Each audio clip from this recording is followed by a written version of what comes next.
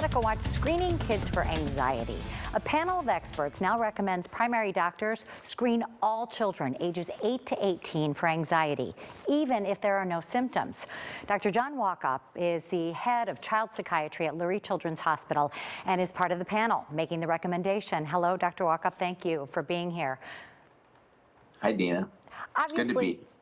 Obviously, you support this. I want you to talk to me about why it is so important. Well, I think what's really important about screening for anxiety, just like screening in general for psychiatric disorders in kids, is that the vast majority of psychiatric disorders start before kids turn 18. And it takes forever for a young person to kind of wade through all of the pathways and to finally get to me as a child psychiatrist. Whereas pediatricians, we know when these conditions start, and we know what the risk factors are. So pediatricians are the best position to identify kids early and make sure they get the interventions that they need to get them on their way. We have been doing stories over the last year, 2 years about how mental health issues are on the rise. I know anxiety is among them. Discuss the consequences of not finding the problem early. Well, there's a difference between anxiety and anxiety disorders. And what we're really talking about here is anxiety disorders. These are the conditions that certain kids have, about 8 to 10% of kids have. Kids with anxiety, when they're faced with a trigger, they avoid. And over a period of time, when they avoid consistently all of those things that are, for most kids, normal developmental tasks, what they do is they fall behind in their capacity to adapt and cope. And as they move into adolescence, they really have troubles transitioning into independent functioning. Right, and then fast forward into adult life, the consequences. Oh, absolutely. These are young people.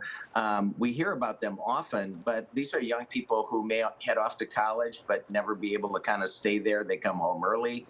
These are young people who oftentimes fail to transition into adulthood. So don't become employed, stay at home with their families, really can't transition into adult type relationships.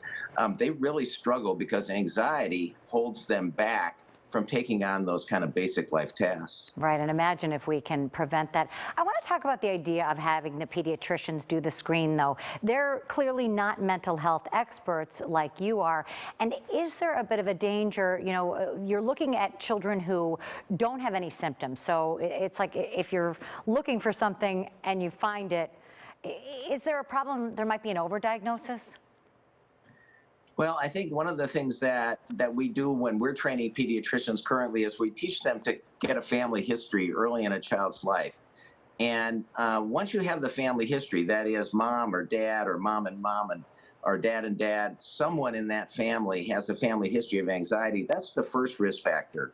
And so identifying that early, plus knowing when kids actually begin to start have anxiety symptoms, which is around 5, 6, and 7 years of age, those two bits of knowledge, plus the fact that anxiety disorders have a relatively stereotypic presentation, kind of ensures that pediatricians, if they're good at it, they're going to pick up true cases and not always get misled or pick up cases that don't exist. So if the symptoms start at 5, 6, or 7, why is the recommendation to begin screening at 8 years old? Oh, it's a really good question, because the data is the strongest for 8 and above, and the data is not quite strong enough for under 8. But I've done studies in kids 6, 7, and 8, and we know that you can identify kids at that age, and you can also treat them and get them better at that age. But this is a conservative recommendation, and so they're not going down as far as I would have gone. So diagnosis, it is important to diagnose them, but what are we talking about here when it comes to the resources to be able to treat the children who are diagnosed with anxiety disorders? Yeah, I think there's three forms of anxiety disorder that we're talking about here. One is separation anxiety. These kids are worried that something bad will happen to them or their parents when they're separated. Social anxiety, these are kids who are petrified of goofing up or being humiliated in public. And then kids with generalized worries. These are the worry warts of the world.